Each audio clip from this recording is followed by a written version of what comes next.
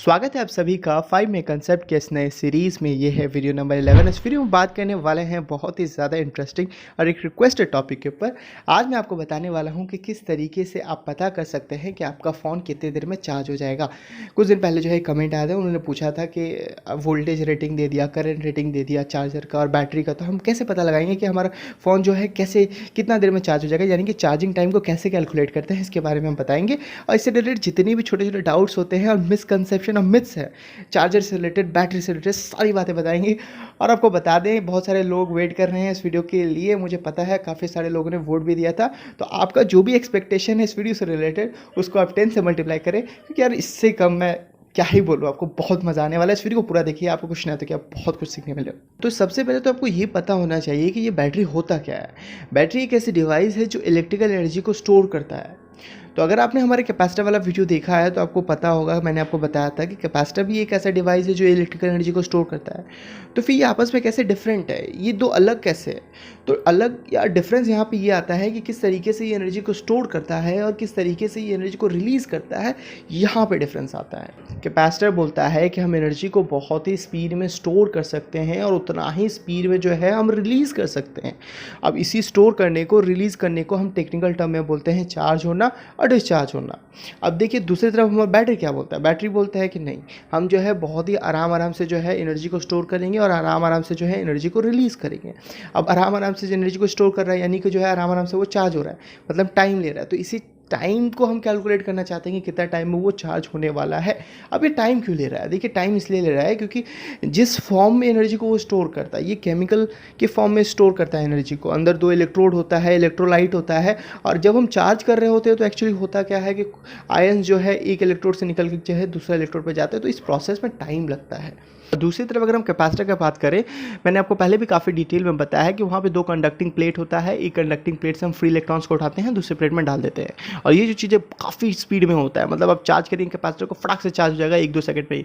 पर बैटरी के केस में ऐसा नहीं है। वो चार्ज होते वक्त भी और डिस्चार्ज होते वक्त भी एक पर्टिकुलर टाइम लेता है और एक पर्टिकुलर कर्व को फॉलो करता है। आपने नोटिस किया होगा जब आप फ़ोन को चार्ज करते हैं तो 0 से जो है 75 to 80% जो है चार्ज वो थोड़ा स्पीड में होता है, फिर उसके बाद जो है 75 से 100 होने में जो है काफ़ी ज़्यादा टाइम लेता है।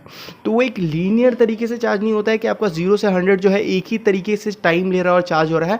वो एक पर्टिकुलर कर्व को फॉलो करता है। ये आप देख सकते हैं स्क्रीन में एक चार्जिंग कर्व दिया हुआ है। घबराने वाली बात नहीं है, मैं आपको एक्सप्लेन करूँगा, बहुत ही ईजी है, सिंपल है।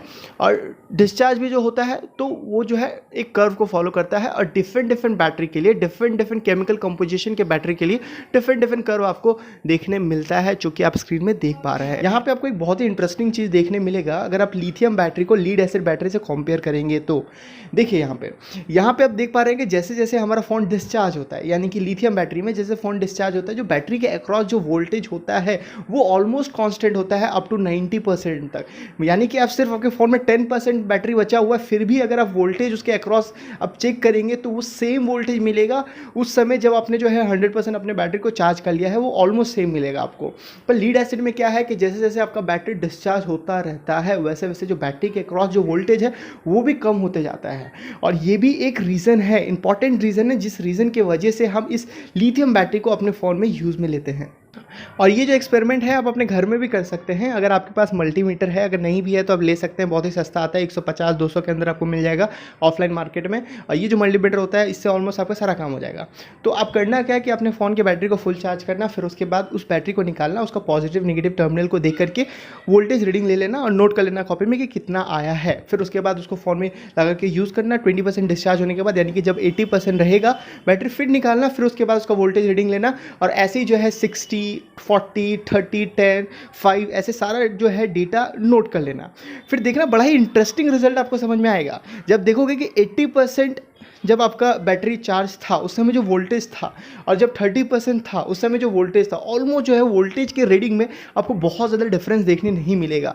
और ये जो कर्व, आप जितना भी कर्व देखते हो, ये सारा प्रैक्टिकल कर्व होता है। ये सारे रीडिंग्स को, डिफरेंट रीडिंग्स को लेकर के एवरेज करके बनाया जाता है। अब देखिए मोबाइल फ़ोन में हम दो तरह का बैटरी यूज़ में लेते हैं। अगर हम केमिकल कॉम्पोजिशन के बेसिस में इसको कैटेगराइज करें, एक तो हमारा लिथियम आयन बैटरी और दूसरा हमारा लिथियम पॉलीमर बैटरी। अब जो लिथियम आयन बैटरी है वो थोड़ा पुराना है और लिथियम पॉलीमर जो है वो थोड़ा लेटेस्ट है, नया वाला है। अब देखिए ये ऐसा नहीं है कि जो लेटेस्ट है एडवांस्ड वो हमारा हमेशा बेहतर होगा हमारे पुराने वाले से। आपका रिक्वायरमेंट के ऊपर डिपेंड करता है कि आपको क्या चाहिए। अगर आप चाहते हैं कि हमें लाइट वेट चाहिए, कि हमारा बैटरी का जो वेट है वो हल्का हो, ज़्यादातर लोगों का आजकल यही मतलब रिक्वायरमेंट होता है कि फ़ोन उसका हल्का होना चाहिए, तो फ़ोन हल्का होना चाहिए तो बैटरी उसके अंदर लगी हुई बैटरी भी हल्की होनी चाहिए, तो आप लिथियम पॉलीमर की तरफ जाएंगे। अगर आप चाहते हो कि सेम बैटरी जो है आपका ज़्यादा एनर्जी को स्टोर करे, तो आप जो है लिथियम आयन में जाएंगे, क्योंकि लिथियम आयन का जो चार्ज डेंसिटी होता है वो ज़्यादा होता है लिथियम पॉलीमर के कंपैरिजन में। तो आपने अगर इस बैटरी के पीछे पलट करके देखा होगा तो वहाँ पे बहुत सारा नंबर लिखा हुआ रहता है। तो ये नंबर क्या बताता है? ये जो है हमारा डिफरेंट रेटिंग को दर्शाता है, बताता है कि हमारा जो बैटरी है वो कितने वोल्ट का बैटरी है, कितने mAh का बैटरी है, इसका पावर रेटिंग क्या है। यहाँ पे सबसे इंपॉर्टेंट हमारा mAh है। ये mAh क्या है, ये क्या बताता है? ये हमारा बताता है कि इसका कैपेसिटी कितना है, ये कितना एनर्जी को स्टोर कर सकता है। अब देखिए mAh का मतलब क्या होता है, इसका फुल फॉर्म होता है मिली एम्पेयर आवर। ये मिली एम्पेयर क्या है? मिली एम्पेयर आपका करंट का छोटा यूनिट होता है। जिस प्रकार से मास का हमारा केजी होता है, हम बोलते हैं ना कि भैया 5 केजी आटा दीजिए, 2 केजी जो है आलू दीजिए, प्याज दीजिए, तो हमें समझ में आता है कि कितना क्वांटिटी का हम बात करते हैं। तो हमारा मास का छोटा यूनिट क्या होता है? ग्राम होता है। तो उसी प्रकार से यहाँ भी हमारा करंट का जो छोटा यूनिट है वो मिली एम्पेयर है। तो 1000 ग्राम का हमारा 1 केजी होता है, वैसे ही 1000 मिली एम्पेयर का 1 एम्पेयर होता है। तो ये छोटा सा कैलकुलेशन है, आप याद रख सकते हैं। तो यहाँ पे आपको डिफरेंट mAh का बैटरी देखने मिलेगा। 2000 mAh का बैटरी देखने मिलेगा, 3500 mAh का बैटरी देखने मिलेगा, 4000 mAh का बैटरी देखने मिलेगा, 5000 mAh का बैटरी देखने मिलेगा।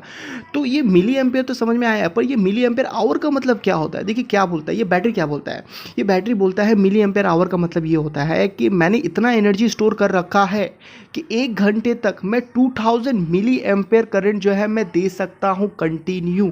2000 मिली एम्पेयर यानी कि 2 एम्पेयर करंट जो है मैं 1 घंटे तक कंटिन्यू दे सकता हूँ। दूसरे तरीके से हम बोले तो इसको ऐसे बोल सकते हैं। और 4000 mAh का मतलब क्या होता है? 4000 mAh का मतलब ये होता है कि बैटरी बोलता है कि मैंने इतना एनर्जी स्टोर कर लिया है कि मैं 1 घंटे तक कंटिन्यू 4000 मिली एम्पेयर करंट आपको प्रोवाइड कर सकता हूँ। दूसरे तरीके से बोले तो 4 एम्पेयर करंट जो है मैं 1 घंटे तक आपको कंटिन्यू प्रोवाइड कर सकता हूँ। अब ये 4 एम्पेयर करंट प्रोवाइड करेगा कि नहीं करेगा, ये डिपेंड किस पे करता है? ये डिपेंड करता है हमारे लोड के ऊपर। लोड यहाँ पे क्या है? लोड यहाँ पे हमारा मोबाइल फ़ोन है। मोबाइल फ़ोन के अंदर जितने भी इलेक्ट्रॉनिक कंपोनेंट्स लगे हुए हैं, उसका प्रोसेसर, जितना भी तामझाम लगा हुआ है, वो डिसाइड करता है कि मेरा क्या रिक्वायरमेंट है, मुझे कितना करंट चाहिए। अगर वो करंट का जो रिक्वायरमेंट है उसका 1 एम्पेयर है, तो यानी कि हमारा जो बैटरी बैकअप हमें मिलने वाला है वो 4 घंटा मिलने वाला है। अगर हमारा जो रिक्वायरमेंट है वो 0.5 एम्पेयर है, तो हमें जो बैटरी बैकअप मिलने वाला है वो 8 घंटा मिलने वाला है। बट ये थ्योरेटिकल बातें हैं, प्रैक्टिकली ऐसा नहीं होता है। प्रैक्टिकली जो है हमारा सिनेरियो कुछ और है। मैंने आपको पहले ही बताया है कि एक पर्टिकुलर कर्व को वो फॉलो करता है डिस्चार्ज होते वक्त भी। पर अगर आपको इंटरव्यू में ये सवाल पूछा जाता है तो आप ये थ्योरेटिकल बातें बता सकते हैं और आपका काम जो है बन जाएगा। अच्छा, ये जो लोड टर्म मैंने यूज़ में लिया है इसके बारे में थोड़ा और इन्फॉर्मेशन आपको देते हैं और थोड़ा क्लियरिटी लाते हैं कि लोड क्या होता है। जैसे देखिए, अगर इन्वर्टर की बैटरी की बात करें तो इन्वर्टर के बैटरी के केस में हमारा लोड क्या है? उस समय जो लोड है, अगर लाइन चल जाता है तो हम इन्वर्टर यूज़ में लेते हैं, आपको पता ही है। तो हम क्या चलाते हैं? हम अपना फ़ैन चलाते हैं, कंप्यूटर चलाते हैं, टीवी चलाते हैं, ये सारी जो इलेक्ट्रिकल अप्लाइंसेज हम चलाते हैं। तो हमारा जो लोड है वो ये फ़ैन, कंप्यूटर, टीवी, ये कलेक्टिवली कितना करंट ले रहा है, ये हमारा लोड बन जाता है। यानी कि हमारा लोड वो है जहाँ पे हम इस बैटरी का इलेक्ट्रिकल एनर्जी को यूज़ में लेने वाले हैं। और हमेशा याद रखिएगा, अगर आप इलेक्ट्रिकल बैकग्राउंड से, तो ये तो आपके लिए मंत्र है कि करंट जो है हमेशा हमारा लोड डिसाइड करता है, सोर्स डिसाइड नहीं करता। सोर्स क्या? यानी कि बैटरी। तो बैटरी हमारा डिसाइड नहीं करेगा। बैटरी अगर दे सकता है तो वो ऐसा नहीं बोलेगा कि पूरा ले लो। लोड बताएगा कि हमें कितना चाहिए। पहले 3 अगर इलेक्ट्रिकल अप्लाइंसेस चला रहे थे इन्वर्टर में तो कुछ करंट लेगा, फिर 4 अगर चलाएंगे तो फिर ज़्यादा हो जाएगा। तो समझ में भी आता है, ये हमें फील भी होता है कि हाँ भाई, हमारा जो है लोड डिसाइड करेगा कितना करंट हमें चाहिए। तो अभी तक जो है आपको बैटरी के बारे में काफ़ी कुछ पता चल गया होगा, आपने PhD कर ली एक तरीके से। अभी मैं आपको बताने वाला हूँ चार्जर के बारे में। मुझे पता है कि ये वीडियो काफ़ी बड़ा हो रहा है, पर ये जो इन्फॉर्मेशन मैं आपको दे रहा हूँ, ये जो बैकग्राउंड इन्फॉर्मेशन दे रहा हूँ, ये बहुत ही ज़्यादा इंपॉर्टेंट है। आपको पूरे इंटरनेट में कहीं भी एक जगह सारी इन्फॉर्मेशन नहीं मिलने वाला है। और ये फॉर्मूला इक्वेशन देने से कुछ नहीं होता है। एक बार मैं दे दूँगा, 1 मिनट लगेगा, पर अब जो फील ही नहीं कर पाओगे, इस चीज़ को समझ ही नहीं पाओगे, तो फिर क्या ही फ़ायदा आपको वीडियो देख करके। ऐसे वीडियोज़ अवेलेबल है, आप थोड़ा बहुत खोजोगे तो आपको मिल जाएगा, पर मैं चाहता हूँ आप फील करो चीज़ों को। तो ये चार्जर का क्या कहानी है? देखिए, आपने बहुत सारे चार्जर सुना होगा, का, turbo charger, fast charger, rapid charger, ये चार्जर, वो चार्जर, ये सारे जो है मार्केटिंग टर्म्स है। हालांकि ये फास्ट चार्जर ही होते हैं। टेक्निकली दो चार्जर होता है हमारे पास, एक फास्ट चार्जर, एक नॉर्मल चार्जर। अब ऐसा इतना सारा वेरिएंट आपको क्यों देखने मिल रहा है? क्या है कि कंपनी का मार्केटिंग टर्म होता है। कंपनी चाहता है कि मेरा ही चार्जर बिक्री हो, तो वो अपना चार्जर का एक नाम रख देता है ताकि लोग जो है टर्बो चार्जर बोल करके अगर खरीदे तो उस पर्टिकुलर ब्रांड का ही चार्जर बिक्री हो। अब इस फास्ट चार्जर के वोल्टेज और करंट के वैल्यू को, इसके रेटिंग को बदल के जो है इसकी स्पीड को बढ़ाते और घटाते हैं। और ऐसे ही जो है हमने डिफरेंट वेरिएंट बना लिया है। Quick charger 1.0, quick charger 2.0, quick charger 3.0। हालांकि टेक्नोलॉजी इन सब में जो है लगभग सेम है, बस हमारा वोल्टेज और करंट का फंडा होता है। तो अब आते हैं हम अपने मेन सवाल के ऊपर और जानते हैं कि कैसे हम बैटरी के चार्जिंग टाइम को कैलकुलेट कर सकते हैं। तो एग्जांपल के लिए हम ले लेते हैं कि हमारे पास एक बैटरी है जो 5 वोल्ट का बैटरी है और उसका जो कैपेसिटी है वो 400 mAh का है। और जिस चार्जर से हम इस बैटरी को चार्ज करने वाले हैं उसका जो रेटिंग है, वोल्टेज रेटिंग 5 वोल्ट है, आउटपुट में वो 5 वोल्ट देगा और उसका जो करंट है वो 2 एम्पियर का जो है करंट रेटिंग दिया हुआ है। अब देखिए, इससे रिलेटेड जो है मैंने काफ़ी ज़्यादा रिसर्च किया और मेरे को जो है बड़ा ही इंटरेस्टिंग आंसर मिला। एक किसी ने लिखा था कहीं पर, मैंने पढ़ा था, उन्होंने बोला था कि चूँकि हमारे पास जो है बैटरी वो 400 mAh का है, तो सबसे पहले उसको हम एम्पियर आवर में कन्वर्ट करेंगे, यानी कि 4 एम्पियर आवर, और जो चार्जर का जो करंट रेटिंग है उससे डिवाइड कर देंगे। चार्जर का करंट रेटिंग यहाँ पे क्या है, 2 है, तो जब उसको डिवाइड करेंगे तो हमारा क्या आ जाएगा, 2 आवर आ जाएगा, यानी कि हमारा जो चार्जिंग टाइम हो जाएगा वो 2 आवर हो जाएगा। हो सकता है ये जो आंसर अभी हमारा आया ये सही हो, पर ये जो तरीका हमने अपनाया, ये जो अप्रोच है, ये कम्प्लीटली गलत है। ऐसा क्यों बोल रहा हूँ मैं? क्योंकि हमारा चार्जर जो है वो कभी भी कम्प्लीटली कांस्टेंट रेटेड करंट से चार्ज नहीं होता है। जब आप उसको स्टडी करोगे अच्छे से, इसके चार्जिंग की जो पूरा प्रोसेस है, इसको डेप्थ में जाकर के आप समझोगे तो आपको समझ में आएगा कि ये जो चार्जिंग है वो 3 मोड में होता है। एक प्री चार्ज मोड होता है, दूसरा कांस्टेंट करंट रेगुलेशन मोड होता है, तीसरा हमारा कांस्टेंट वोल्टेज रेगुलेशन मोड होता है। अब ये प्री चार्ज मोड क्या है? जब हमारा बैटरी कम्प्लीटली डिस्चार्ज होता है, एकदम 0% होता है, तो फिर जब उसको हम चार्ज में लगाते हैं तो हमारा ये पहला मोड होता है, प्री चार्ज मोड में हमारा चार्जिंग होता है। तो इस समय क्या होता है कि जो हमारा करंट है, जो हम रेटेड करंट से बोल रहे थे कि 2 एम्पियर से चार्ज होगा, पर ऐसा नहीं होता है। यहाँ पे हमारा रेटेड करंट का अप्रॉक्सीमेट 1/10 टाइम्स कम होता है। तो आस्ते आस्ते चार्ज होगा। मान लीजिए हमारा 5 वोल्ट का बैटरी है, ये चार्ज होते जब ये 3 वोल्ट से क्रॉस करेगा तब हमारा ये शिफ्ट होगा कांस्टेंट करंट रेगुलेशन मोड में। अब यहाँ पे जो है हमारा क्या होता है कि जो रेटेड करंट से हम बोल रहे थे 2 एम्पियर से चार्ज हो रहा है, तो ये 2 एम्पियर का अप्रॉक्सीमेट जो है रेटेड करंट से जो है हमारा चार्ज होता है इस वाले मोड में। और ये वाला जो चार्जिंग मोड है अप टू 80% हमारा बैटरी को चार्ज कर देता है। फिर उसके बाद हमारा आता है कांस्टेंट वोल्टेज रेगुलेशन मोड। यहाँ पे क्या होता है कि हमारा वोल्टेज कांस्टेंट हो जाता है और हमारा जो करंट का वैल्यू है वो एक्सपोनेंशियली डीके करता है। आप ग्राफ में देख सकते हैं। तो ये पूरा तरीका है जिस तरीके से हमारा फ़ोन जो है चार्ज होता है, फ़ोन की बैटरी चार्ज होता है। तो हम कैसे सिर्फ कांस्टेंट करंट रेगुलेशन मोड में हम उसको कैलकुलेशन कर सकते हैं। आपको समझ में आ रहा है कि गलती कहाँ हो रहा था हमारा? तो सही मायने में अगर आपको बताएं कि एग्जैक्ट चार्जिंग टाइम कैलकुलेट करने के लिए आपको बहुत सारा टेक्निकल इन्फॉर्मेशन और डेटा का ज़रूरत पड़ेगा, बट मैं आपको एक अल्टरनेट तरीके बताऊंगा जो आपको अप्रॉक्सीमेट जो है आपको आइडिया दे देगा कि कितना टाइम लगेगा आपको फ़ोन को चार्ज होने में। तो हम क्या करेंगे, हम पावर का कैलकुलेशन करेंगे।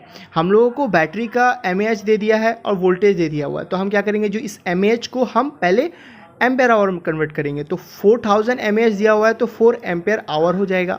अब इसको हम वोल्टेज से मल्टीप्लाई कर लेंगे। जो हमारा जितना वोल्ट का बैटरी है, 5 वोल्ट का बैटरी है तो 5 वोल्ट से मल्टीप्लाई करेंगे, तो जो हमारा आंसर आएगा वो आएगा 20 वाट आवर। तो ये इतना समझ लीजिए कि इतना इलेक्ट्रिकल पावर को वो स्टोर करके रख सकता है हमारा बैटरी। अब हमारा चार्जर एक वक्त पे कितना एनर्जी को दे सकता है, इलेक्ट्रिकल पावर को दे सकता है, उसका कैलकुलेशन कर लेते हैं। तो चार्जर का जो करंट रेटिंग है और जो वोल्टेज रेटिंग है उसको मल्टीप्लाई करें, क्योंकि पावर क्या होता है, वोल्टेज इंटू करंट होता है। क्योंकि ये डीसी है तो हमारा cos फाई यहाँ पे आएगा नहीं, तो P is equal to V into I. हमारा पावर क्या है यहाँ, वोल्टेज क्या है यहाँ पे 5 है और करंट क्या है यहाँ पे 2 है, तो हमारा मल्टीप्लाई करेंगे तो 10 वाट हमारा आ जा रहा है। तो ये एक वक्त में 10 दे रहा है और हमारा मैक्सिमम ये 20 को स्टोर कर सकता है, ऐसा आप समझिए। तो हम कितना टाइम लगेगा, तो हम इसको डिवाइड करेंगे, 20 WH को मल्टीप्लाई करेंगे 10 W से, तो आपका 2 टाइम्स और डब्ल्यू कट गया तो एच बचा, यानी कि 2H बचा, यानी कि 2 आवर जो है आपका लगेगा चार्ज होने में आइडियली, क्योंकि प्रैक्टिकली इससे ज़्यादा ही टाइम लेने वाला है, ये हमें भी पता है, क्योंकि चार्जर जो है हमारा 100% एफिशिएंट नहीं होता है, यहाँ पे कुछ ना कुछ लॉस होता है, क्योंकि चार्जर में जो है वायर होता है, वायर में हम जानते हैं ओमिक लॉस होगा, चार्जर के अंदर इलेक्ट्रॉनिक कंपोनेंट्स है, रेक्टिफायर सर्किट है, वहाँ लॉस होने वाला है। मतलब बोलना यही चाह रहा हूँ मैं कि हमारा जो है 100% एफिशिएंट नहीं होगा, कुछ ना कुछ लॉस होगा। अगर मान लीजिए एवरेज एफिशिएंसी भी इसका 90% है, तो जो भी हम पावर कैलकुलेट कर रहे थे 10 वाट, तो वो उसका 90% आपको लेना पड़ेगा, जो कि 9 आएगा। अब इस 9 को हम डिवाइड करेंगे 20 से, तो जो भी आपका आंसर आएगा वो आपका जो है उतना टाइम वो लेगा चार्ज होने में। अब कितना आएगा ये मुझे कमेंट सेक्शन में आप बताएं। तो इसी तरीके से जो है हम कैलकुलेट करते हैं कि हमारा बैटरी जो है कितने टाइम में चार्ज हो जाने वाला है, यानी कि चार्जिंग टाइम को कैसे कैलकुलेट करते हैं। अब ये भी जो टाइम आने वाला है वो आपका अप्रॉक्सीमेट टाइम होगा, एग्जैक्ट टाइम जो आप पता नहीं कर पाएंगे, क्योंकि ये जो है बहुत सारे फैक्टर्स के ऊपर डिपेंड करता है। अगर सारे फैक्टर्स को जो डिस्कस करेंगे तो 1 घंटे का वीडियो हो जाएगा। आपको जो है उम्मीद है समझ में आया होगा। अगर आपको वीडियो पसंद आए तो लाइक करके बताएं, कोई सवाल रह गया होगा कमेंट सेक्शन में बताएं। मिलते हैं ऐसे किसी वीडियो में, till that take care, bye bye.